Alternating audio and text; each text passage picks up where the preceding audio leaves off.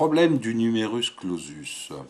Le numerus clausus a été mis en place il y a environ 40 ans en arrière, c'est-à-dire dans les années 1980 par Madame Simone Veil, dans le but de réduire le nombre d'installations de médecins.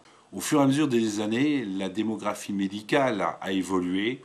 En 1970, 110 000 médecins.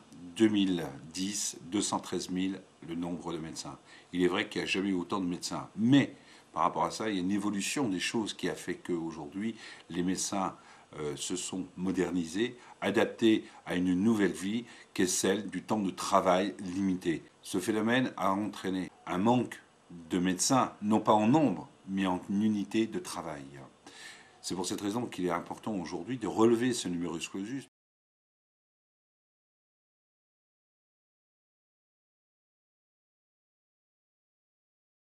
300 candidats supplémentaires, ce n'est pas suffisant. Pour quelle raison?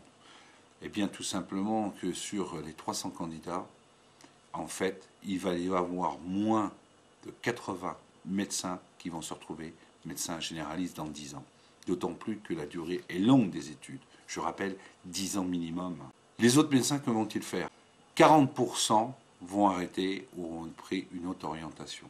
D'où l'importance de remonter le numerus clausus à des chiffres beaucoup plus importants pour pouvoir répondre aux attentes des populations et des installations.